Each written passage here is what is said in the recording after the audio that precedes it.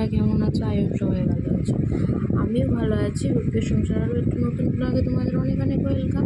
আজকে ব্লগটা স্টার্ট করছি, দেখতে থাকো, আয়ুষ সবাই ভালো লাগবে। আর প্রথমেই তোমাদের বলি, আজ মনোরম দৃশ্য, ভোরবেলা তখন 5টা 10 বাজে। আজকে তোমাদের ঘুরের আবহাওয়াটা দেখালাম, আর আমাদের বাড়ির পরিবেশের মানে কীরকম দাঁড়াচ্ছে, কী কুয়াশা ছিল জানো না তো। আর এদিকে দেখো সময় ঘুমাচ্ছে। আজকে তোমাদের সাথে আমাদের গ্রামের যে পরিবেশটা সেটা তোমাদেরকে কোকিলের আওয়াজ, চারিদিকে এরকম নিস্তব্ধতা, কী ভালোই না লাগে বলো। মনটাও একদম খুশি হয়ে যায়। সকালবেলায় যদি এরকম একটা আবহাওয়া আর এরকম একটা পাখির কুজন শোনা যায়, দিনটা যেন খুবই ভালো লাগে। আর গুনগুন করে মনে হয় যেন গান করি। তো কাদের কাদের এরকম টাইপের ভালো লাগে অবশ্যই জানিও। আমার তো খুবই ভালো লাগে। আর মনে হয় বেশ সারাদিন এইরকমই চলি, কোনো কাজকর্ম থাকবে না। তো চলো বাস্তবে একটু ফিরে আসি, কিছু তো করার নেই, এইভাবে তো আর দিন যাবে না। তো এইভাবে ভাতের হাঁড়িটাও চাপিয়ে দিলাম, ভাত রান্না করতে হবে। আর বদ্দাকে তাড়াতাড়ি ভাতে দিতে, বদ্দা যেহেতু একটু তাড়াতাড়ি খাই তার জন্য। আর এই কদিন উনুনে রান্না। আর আজকে করবো জ্বালানিটা কাটা আছে, মানে আজকে তো ধরো শুক্রবার, আজকে তো হাঁড়ি করা সব মাছ দিয়ে হাঁড়িটা মাজতেই হবে, এর জন্য আর গ্যাসে হাঁড়িটা কালি করে নিই, মানে উনুনে রান্না করে নিই। তো সব কাজকর্ম হয়ে গেছে, এদিকে সোনাইও উঠে পড়েছে। তো সোনাইকেও খাওয়াবো, আর ওইদিকে ও ব্রাশ করতে গেছে। তো আমি এই ফাঁকে মানে বিছানাটা তোলা হয়নি, আবার আর একবার ঘর বারান্দাটা ঝাড় দিয়ে নিচ্ছি। ঘর বারান্দাটা ঝাড় না দিলে না ভালো লাগে, মোছার পর ঝাড় দিয়ে দিলে না আরও পরিষ্কার লাগে, ভালো লাগে।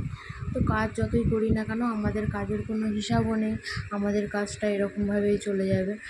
দেখো আমাদের খোঁজ করার মতন খোঁজ নেওয়ার জন্য কোনো মানে কি বলবো, আর মানে কেউ নেই বললেই চলে। যতই বলি না কেন তুমি আমার, তুমি কি হলে আমার, এরকম একটা ব্যাপার। মানে দেখো কাজ, আমাদের যা কাজ, আমাদের খুচরো কাজের বলে একটা প্রবাদেই আছে যে খুচরো কাজের কোনো মূল্য নেই। তো সত্যিই তাই, খুচরো কাজের মূল্য নেই। তো আমরা যতই সংসারে দেখো সব দিক থেকে কাজ করি না কেন, তবু কোনো জায়গায় আমাদের খামতি থেকে যায়। তাও মানে কথা শুনতে হয়, কী করো তোমরা বাড়িতে। তো এরা মানে মহিলাদের, প্রতিটা মহিলাদেরই কাজ, মানে এই কাজটাকে, সংসারের কাজটাকে কাজ বলে মনে করে না কেউই। তো যে যা বলে বলুক, সংসার ভালোবাসি, স্বামী সন্তান তাদের জন্যই সংসার করা। তো সেইভাবে হাসি মুখে সব কিছু বরণ করে নিয়ে কাজ করে থাকি। তো এইভাবেই লাইফটা চলে এসেছে, আরও চলবে।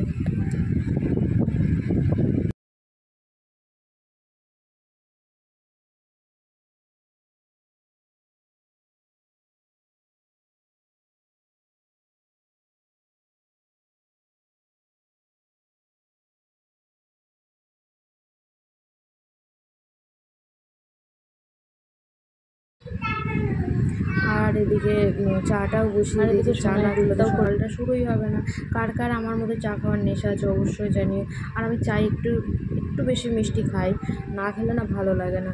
আর চায়ের সাথে সাধারণত সকালবেলায় আমি বিস্কিট খাই, আবার খাইও না, ঠিক নেই। আর সন্ধ্যেবেলাটায় আমার একটু বিস্কিট লাগে, মুড়ি লাগে, এগুলো লাগে, কিন্তু সকালবেলাটা আমি কিছু খাই না।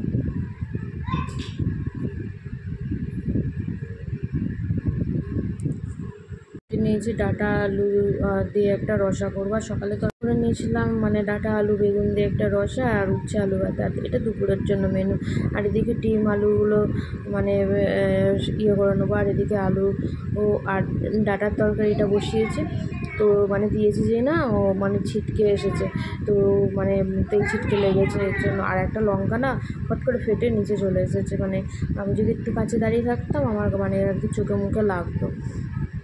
তাই তরকারিটা করে নিয়ে এদিকে ডিম আলুটা সিদ্ধ বসিয়ে, আর এদিকে যে ডিম আলুটা করতে বসিয়ে দিয়েছি। আর সরি বন্ধুরা, তো এই ভিডিওটা না আমার মানে উল্টো করে ক্যামেরাটা ধরেছিলাম, তো এরকম টাইপের হয়ে গেছে। তো বন্ধুরা অবশ্যই মানিয়ে নেব, একটু ভুল হয়ে গেছে, কী করবো, কীভাবে যে ভুলটা হয়ে গেল বুঝতেই পারলাম না। তো ডিমগুলোকে প্রথমে ভেজে নিচ্ছি হালকা করে, তেল আর লবণ দিয়ে হালকা করে ভেজে নেওয়ার পর তারপরে আলুগুলো ভেজে নিয়ে মশলা দিয়ে কষিয়ে নেবো।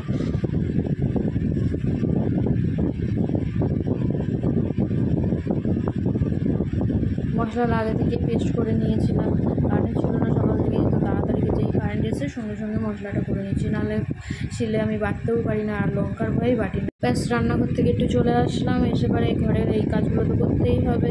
বিছানাগুলো পড়ে আছে, বিছানাগুলো গুছিয়ে নিতে হবে। আর এখন না এত পরিমাণ গরম পড়ে যাচ্ছে, এখন কিন্তু যেহেতু কাঁথা কাপড় আর কিছু লাগছে না, তো হালকা একটা কাঁথা রাখছি, যেহেতু মানে তোমার দাদার এই পাশটাই দেওয়া হয় মানে এমনি মশারিটা যাতে গায়ে না থাকে। তোমার দাদাভাই বলতে মশারিটা টাঙাতে হবে না, তোমার দাদাভাই বলছে সোনার দিকটা টাঙাবার নিজেদেরটাই ভাবতে হবে, বলতে ভাবতে হবে। তাহলে বন্ধুরা কী বলো তো, মানে সবসময় যদি আমরা এর ওরটা ভাবি ওর ওরটা ভাবি, তাহলে আমাদের কথা কে ভাববে?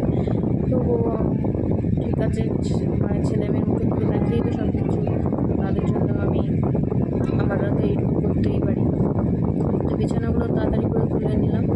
আর হচ্ছে আজকে সকাল থেকে মানে কারেন্ট ছিল না, যে কারেন্ট এসছে তখনই ভিডিওটা করতে এসেছি।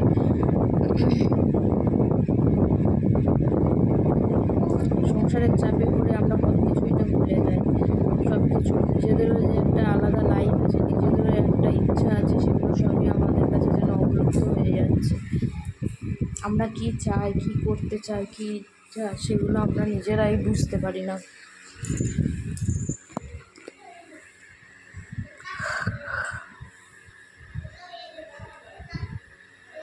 আবার সন্ধ্যাবেলায় পড়ানো আছে। আর বেডশিটটা মানে চেঞ্জ করে নিলাম, অনেক দিন হয়ে গেছে, প্রায় 1 সপ্তাহ হয়ে গেছে। আমি সপ্তাহে এটা চেঞ্জ করে নিই,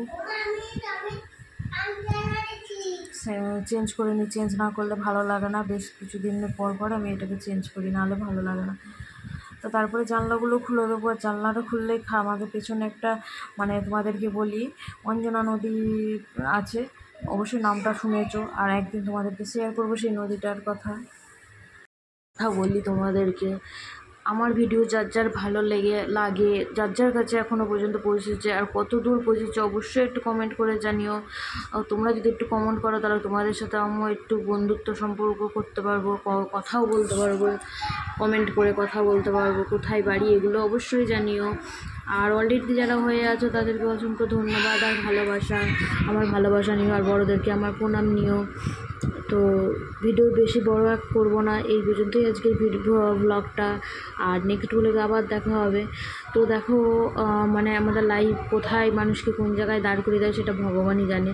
তো আমি কিন্তু, আমাদের কোনো দিন গরু বাছুর বা এসব কোনো কিছুই ছিল না, কাঠে রান্না বান্না, টাউনে যেভাবে থাকি সেইভাবেই মানুষ হয়েছি আমরা, পড়াশোনা আঁকা এইসব নিয়েই হয়েছি। কিন্তু তো বিয়ের পরে এরকম একটা পরিবেশ, তো আমার তাতে কোনো প্রবলেম নেই।